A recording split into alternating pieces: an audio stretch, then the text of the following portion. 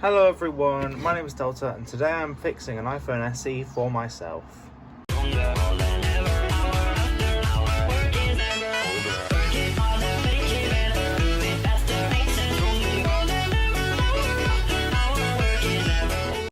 So this iPhone SE was given to me by who_who and it has a few issues. One of them being the absolutely horrible battery life. The capacity is at around 84 and although that isn't that low, it shuts down at around 50% and the battery just dies really quickly. Earlier I had it charged to 100% and see, look, it's just dropped to 63% now, and I almost guarantee it's going to drop even lower in a minute, but I can't really show it on camera, so I'm going to use the battery from this SE. See, look, 62 already. So I'm going to replace the battery from here with this SE's battery, and in the time I've been talking it's gone down 4%. This iPhone SE has an iCloud locked board. Don't mind this, the label maker decided to add hearts, courtesy of my girlfriend. I used her label maker and she sabotaged me.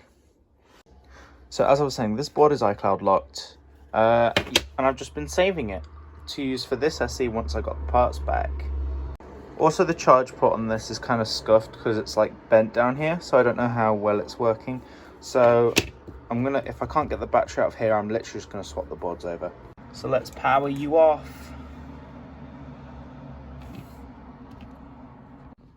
I'm gonna use this for an iOS 15 beta, but I can't do that in its current state because it gets so hot and the battery just dies so quickly it won't even install the update because it always thinks it's below 30%.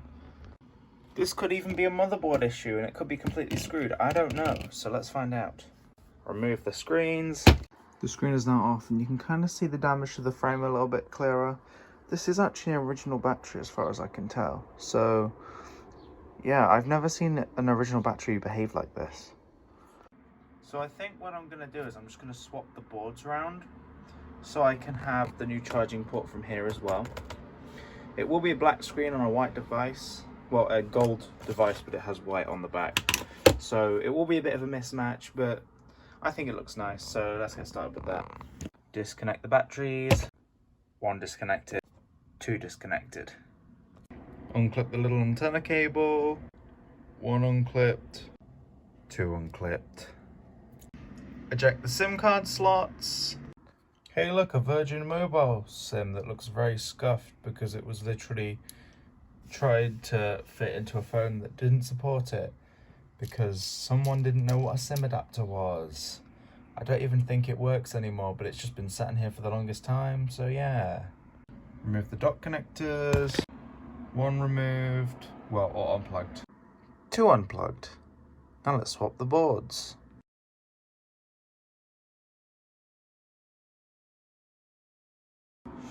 Bear with me one moment.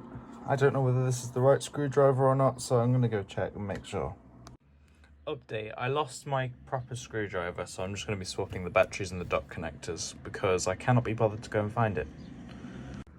Get the batteries out. Well, that one came out easily.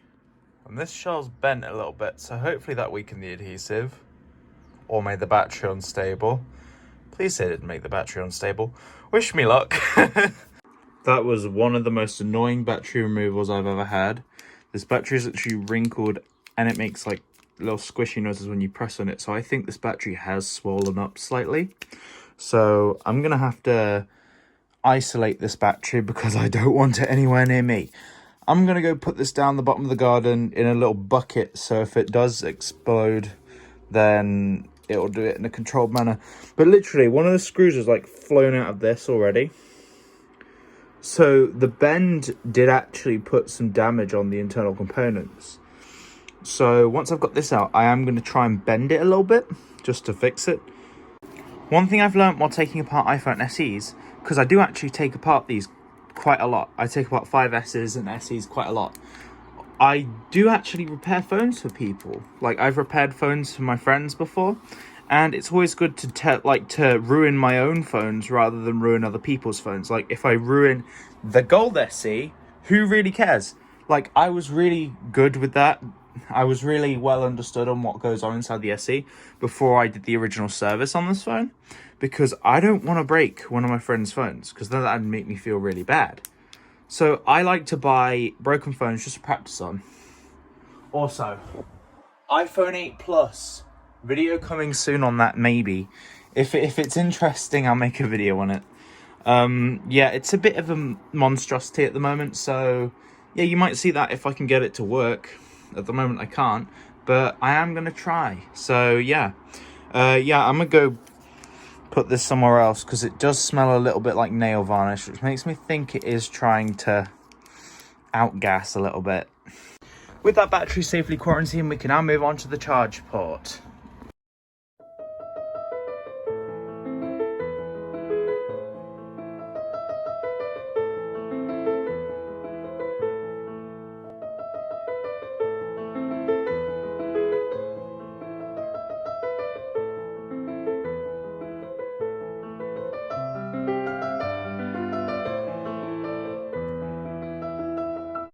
So my iPhone 11's almost dead, so I'm just going to cut to when it's all done. Everything is now installed, so let's chuck the battery in. Connect screen. And we're booting! Yay! And we're all good! Yay! Touch ID still works too. That's good. Happy. Yay, we're all good. So I'm going to put this into charge. Anyway, see you next time. Goodbye.